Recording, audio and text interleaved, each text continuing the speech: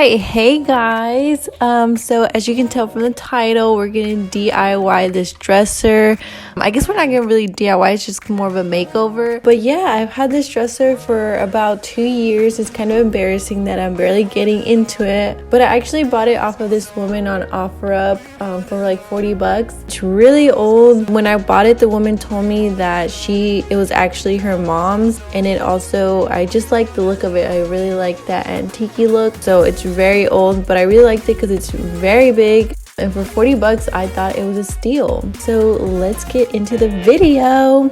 So the first thing I'm gonna do obviously is take everything off. Honestly, I didn't think the dresser looked that bad, but now that it's finished, I can't believe I didn't think it looked that ugly. But it looks so ugly. But anyways, she has potential, which is what matters. So yeah, right now I'm just taking everything off so we can start prepping and priming. So while I was cleaning my drawer, I actually found my paint. We actually had to get a new paint because it was too old. But anyways, I am using the same brand. It's Proclaim from Sherwin-Williams. It is an oil-based paint. I'm not sure if that's better for wood, but I'm assuming. My dad is a painter, so he got it for me.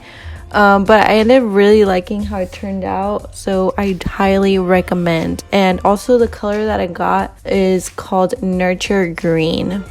So after when I finally got done taking all the stuff and all the drawers out, the next step I'm going to do is take off the handles. This was pretty easy. One of them was really hard. I'm guessing just because it was so old and, you know, nobody has taken off the handles for like 50 years, I feel like. But yeah, just take off the handles so we can prepare it for sanding. So when you finally take off all the handles, make sure to close your door so your little niece won't come in. Just kidding, but I love her. But yeah, after the sanding, I actually had to glue some of the drawers back. Like I said, it's super old, so I got this premium wood glue, which I highly recommend. I really like it, and I just glued some of the drawers back because they did need a little bit of TLC.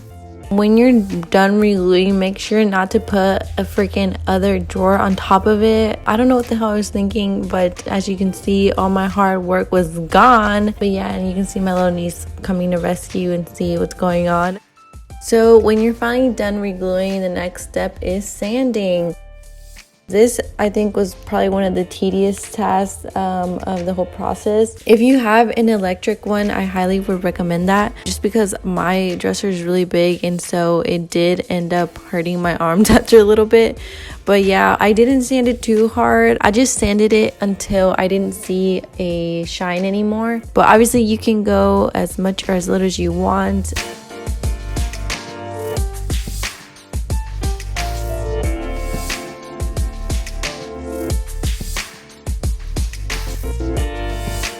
And just keep sanding. As you can see, I still have the whole top to do, and the little sides and the front. So when I say this took a while, it took a while.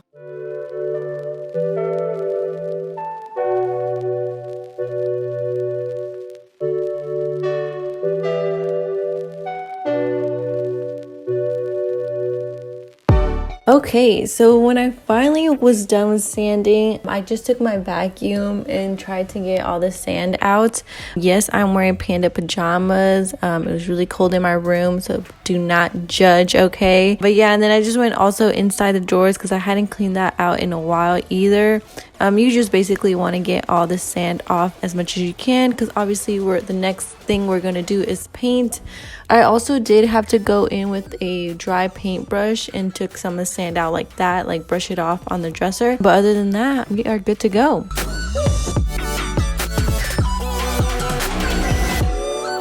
So I almost forgot about this step, but I actually used some paint thinner.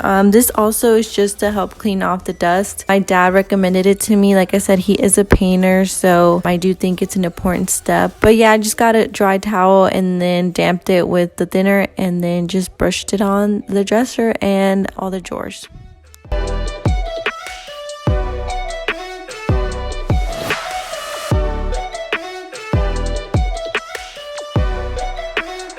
Now for the exciting part is actually painting.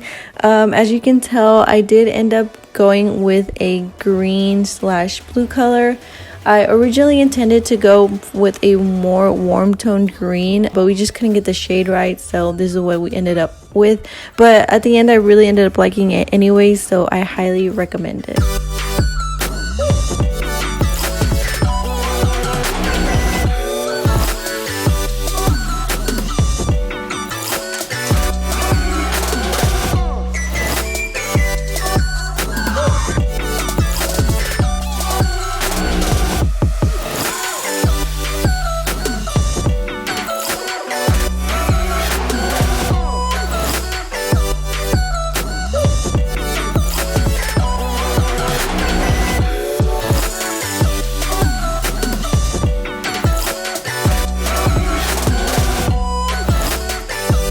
With this paint, surprisingly, it didn't take that long, even with my dresser being so big. But I will say, I don't know about the other paints, but for this oil-based paint, it does take 2 full days to dry, which I didn't believe, but it did. So just keep in mind that if you are going to use an oil-based paint, you're not going to be able to use your dresser for 2 days. So just keep that in mind. Okay, moving on to one of the more easier steps is spray painting the handles. I wanted to go for a gold look. I just got a gold spray paint and spray painted the handles.